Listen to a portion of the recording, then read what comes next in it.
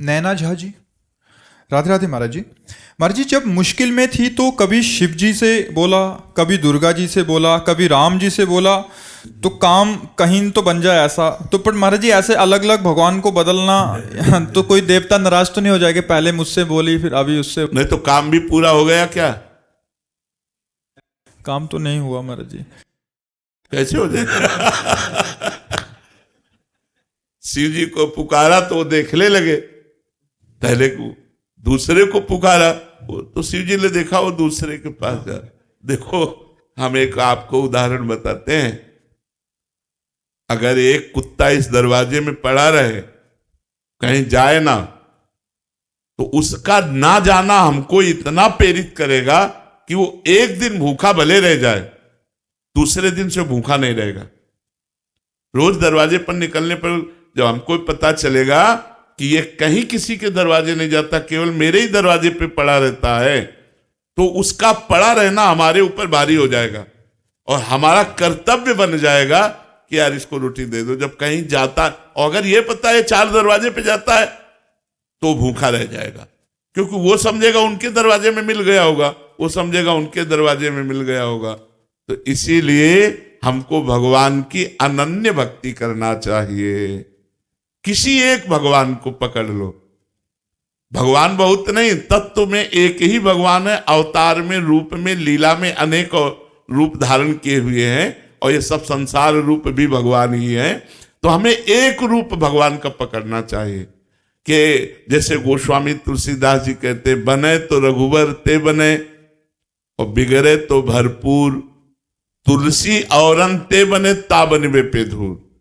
यदि बने तो भगवान श्री राम के बनाए बने, अगर किसी और भगवान के बनाए बने तो उसमें धूल पड़े, मुझे नहीं चाहिए, तभी अनन्यता आएगी। एक हम आपको उदाहरण बताते, महाभारत का। उपमन्यु नाम के एक ऋषि थे, उनके पिता, पहले ऋषि मुनि सब जंगल में वास करते थे, गृहस्थ होते हुए भी, तो वो कभी किसी से दान नहीं लेते थे। तो एक दिन उपमन्यु जी उस ऋषि के घर गए बालकों के साथ खेलते हुए, जिनके जजमान थे। तो वहां उनको सुंदर दूध पीने को मिला, जो कभी जीवन में नहीं मिला था, क्योंकि जंगली फल मूल से गुजारा करने वाले ऋषि थे। उपमन्यु जी ने अपनी मां को आके कहा, मुझे दूध दीजिए, जैसा मैंने उनके घर में पिया। तो उनका, तुम्हारे पिता किसी जजमान का दान नहीं लेते, इसलिए हमारे पास न गाय है, न सुविधा है, न दूध दे सकते हैं हम आपको। वो हट कर लिए। तो एक जंगली चावल होता है, उसको पीस करके उन्होंने पानी में पिलाया कि लो। तो उनका, नहीं, ये दूध नहीं है। तो उनका, अगर तुम्हें दुग्ध ही पान करना है तो भगवान शंकर की आराधना कर। बड़े आवेश में कहा, और जो चाहेगा तुझे प्राप्त होगा। तो उनका, माँ फिर मुझे आराधना का नियम बताओ। तो उन्होंने नियम बताया और पंचाक्षरी मंत्र उनको दिया। वो 10,000 वर्ष तक दाहिने पैर के अंगूठे केवल खड़े होकर पंचाक्षरी मंत्र हाथ उठा के जपते रहे 10,000 वर्ष तक। भगवान शिव प्रसन्न हो गए। बहुत, वैसे तो आशुतोष है और डरदानी बड़े शीघ्र प्रसन्न होने वाले। अब उन्होंने परीक्षा ली, इष्ट परीक्षा भी लेता है। उन्होंने परीक्षा ली, वो देवराज इंद्र बन गए और नंदिकेश्वर एरावत हाथी बन गए, और जितने शिव पार्षद थे वो सब देवता बन गए, और अंबा जी, भगवती पार्वती जी इंद्राणी बन गए। और उनका वरम ब्रूह, नेत्र खोलो और वरदान मांगो। उन्होंने नेत्र खोला, देखा ये तो देवराज इंद्र का समाज, उनका जो तुम्हारी इच्छा वो मांग लो। तो उन्होंने प्रणाम किया और कहा, देवराज इंद्र और समस्त देव समाज, आपके चरणों में प्रणाम है, पर आप जाइए, मुझे आपसे नहीं चाहिए, मुझे भगवान शिव से चाहिए।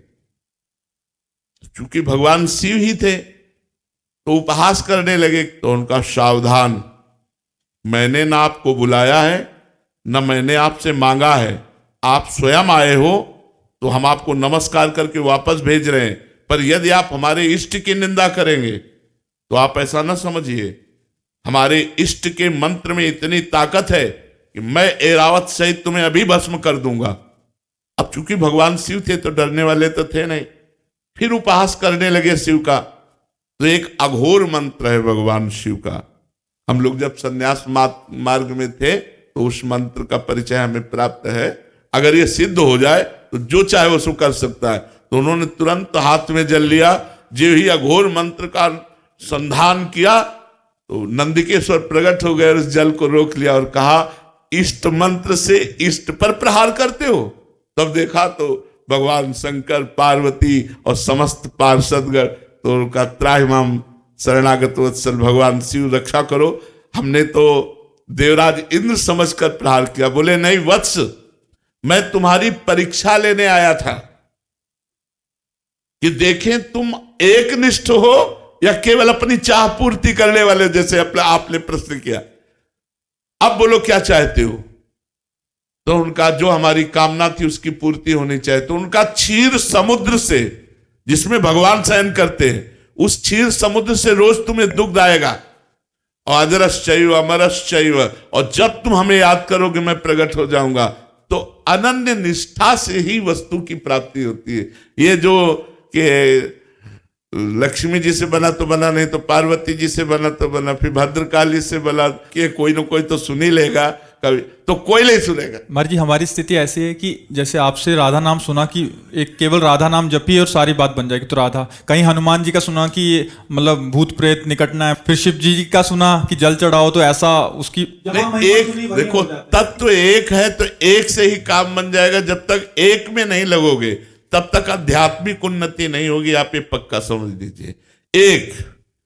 एक भरोसो, एक बल, एक आस विश्वास, एक राम घनश्याम हित, चातक तुलसीदास। एक जगह कहीं लग जाओ, एक जगह लग जाओ। अगर आप राधा राधा कहते हो तो सारे विघ्नों की शांति और समस्त कामनाओं की पूर्ति हो जाएगी। चुपचाप लगो। अगर आप राम राम